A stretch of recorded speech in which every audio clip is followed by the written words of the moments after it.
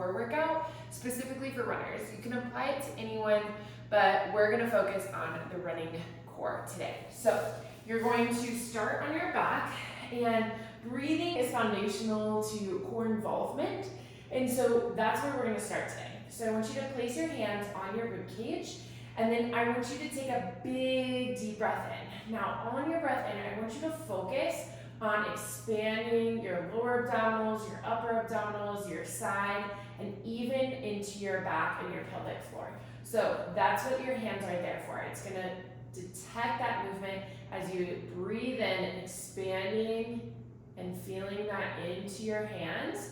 And then as you breathe out, we're gonna get to that. So we're gonna add in a core contraction. But first, just focus on that breath in, feeling your sides as well, so you can move your hands to your sides, feeling that expand, feeling as you breathe in, expanding and pressure into the floor as well, because you're expanding into that back. And then as soon as you feel like you have that down, you're gonna continue with those big deep breaths in, expanding. But as you breathe out, I want you to add a core contraction. So exhale and contract. From there, you want to make sure that you're not doming when you do it, that you're engaging all of your layers of your muscles. So you're going to place your hands right by your ASIS. So that's that hip bone in the front. You're going to feel that hip bone and then slide your fingers inside. So they're right on the fleshy part inside of that bone. As you contract, I want you to try to feel your muscles contract underneath your fingers. So breathe in, big breath, expand, breathe out, contract. Then we're going to add in a crunch. So as you breathe in, still expanding. As you breathe out, still contracting, but you're just lifting that chin, making sure you're not cranking your neck, but keeping it nice and neutral, and then making sure you're not doming. So if you dome, you're gonna see that the middle section comes up, but then everything else on the sides is not as engaged. So that's what your hands are really good for. So it doesn't matter, where you're at with this, you should be able to feel. You can push down whatever you have to go through just to get that good contraction. And think about spreading the love, spreading that contraction, and then come back down. Big breath in, breath out, contract and lift. We're gonna do 10 here. So that was 3, 4, and then making sure your contraction, oftentimes if you let go of that contraction as you come down, you'll notice you'll start doming again. It's not just up on or contracting on the up, it's contracting all the way down as well. Down is often harder, so keep that nice and tight. You're gonna go 2 more. And then last one, we're gonna take it up a notch. So bring both legs up to 90 degrees, contract that core and lift and lower. We're gonna do 10 here. If you feel like you've got it down, up here you can support your neck a little bit as well. So coming up, contract all the way back down. Contract, keep that nice and tight all the way through.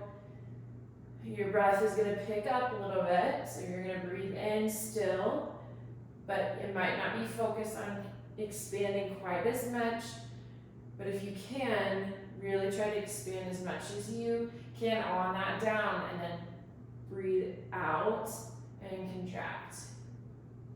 Good, and then from there, you're gonna extend one leg, arm comes up, opposite of, so your left leg will be bent, your right leg will be straight. You can lay it on the ground if it's too much, or you can lifting your right hand, aiming for that shin, still that same contraction. So that same spreading, same kind of contraction right by that ASIS, not doming. Come up and all the way down. Keep going. Flexing those feet back for a little bit of an extra quad work and hip flexor.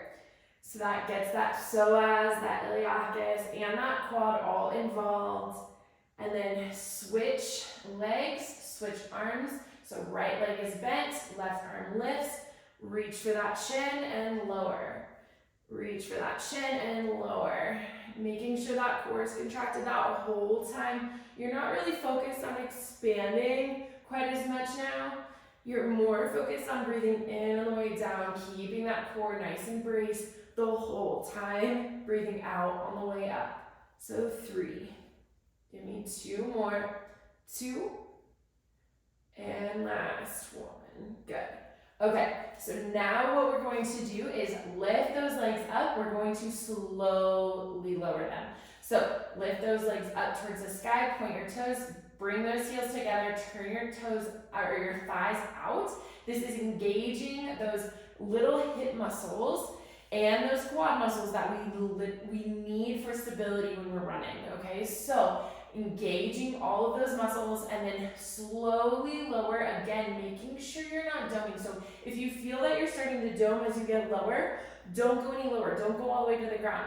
Just go about 45 degrees or wherever you start to feel that dome or that lower back lift off, and then come back up. No worries. So all the way down if you can. You can place your hands on that ASIS spot to make sure that you're not doming, making sure everything is nice and tight, and then lift back up, nice and slow. Exhale as you come down. Good. And then lift back up. You can lift up one leg at a time if you feel that you can't lift without doming. Again, that's key. And then back down. So nice and slow. We're going to do 2 more. Making sure that low back doesn't lift off that ground. So keeping that pelvis neutral. That's also key with running.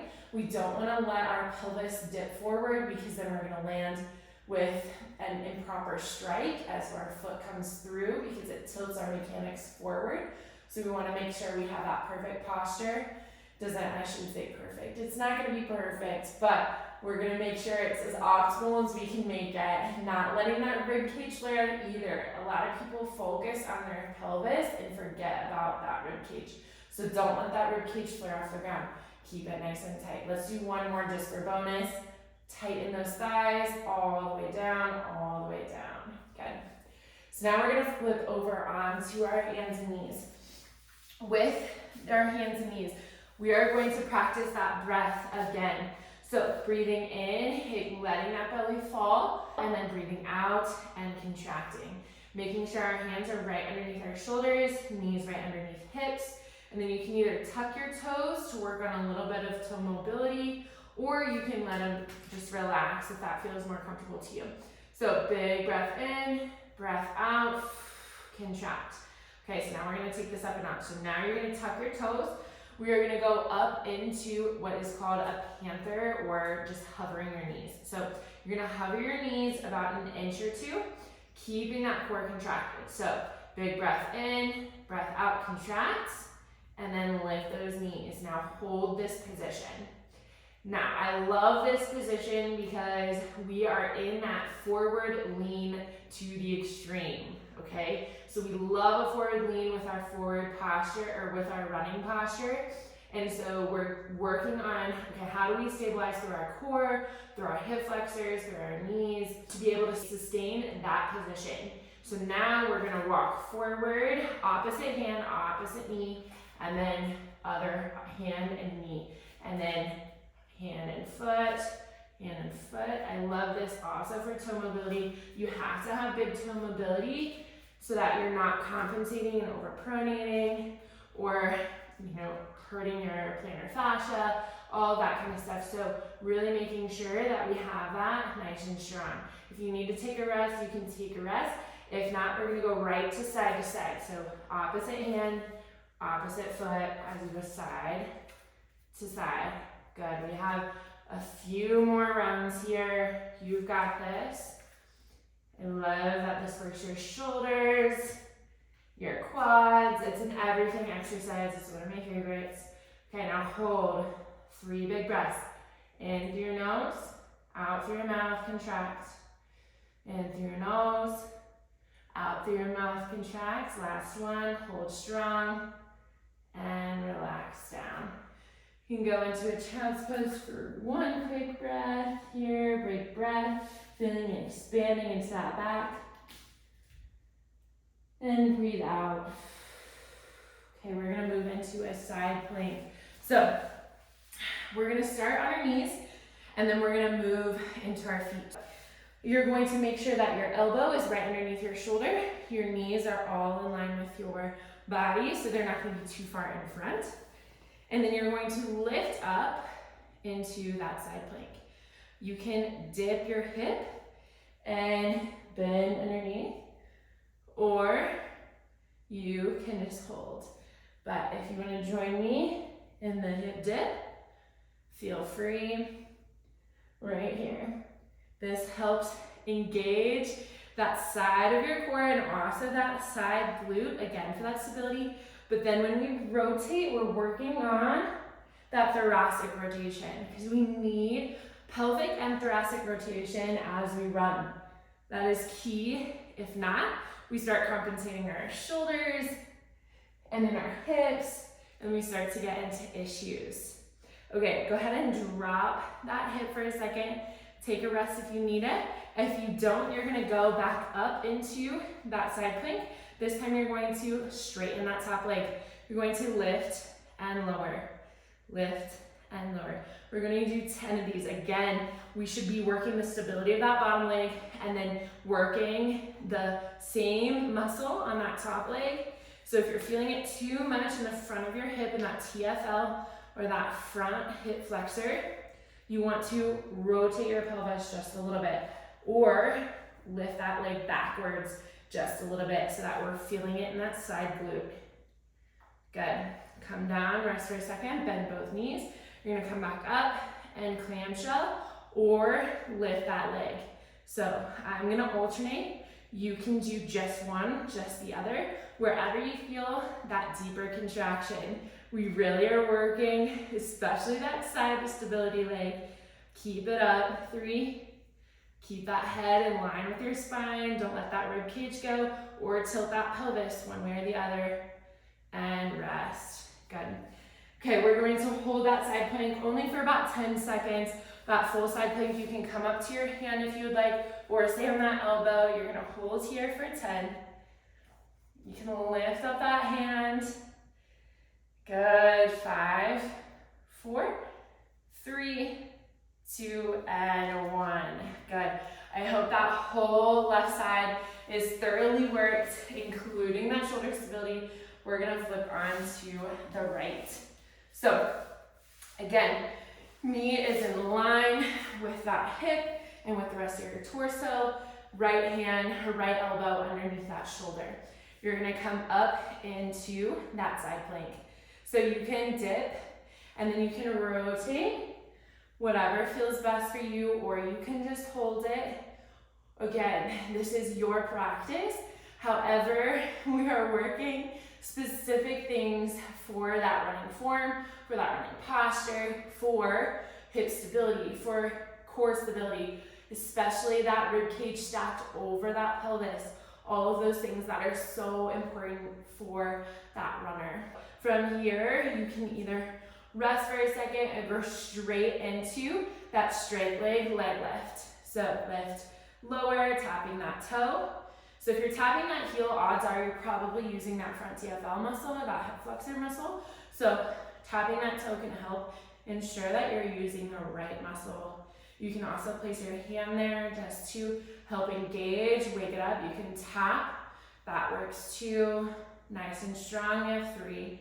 Get a little bit higher, 2 and 1, good. You can rest down for a second, then come right back up. We're gonna do clamshell or lift that whole leg. Clamshell, lift leg. You can alternate like me, or you can just do one. Doesn't matter, both are great. You really wanna make sure that whatever one you're doing, you're really engaging that same muscle. Keep that head in line, give me a smile. You got this, 3, 2, and 1, good. So now you can come up onto that hand, or you can stay onto that knee and that elbow, and then come into side plank for here, 10 seconds, that's it. This is nice and foundational. This isn't supposed to be super, super difficult. If you want to do it again and go through that flow again, perfect. Or we're gonna go ahead and rest down. You're gonna go into some more complex, more advanced moves here in the next few videos. Stay tuned, but if you don't do anything else, do this. Do something for your core. Do something for your breath. Do something that's on your hands and knees that really focuses on anti-gravity, trying to contract against that gravity. Do something for your sides, okay? Really work that hip stability, that's so important. So if you liked this, go ahead and like and subscribe, and I'll see you on the next one.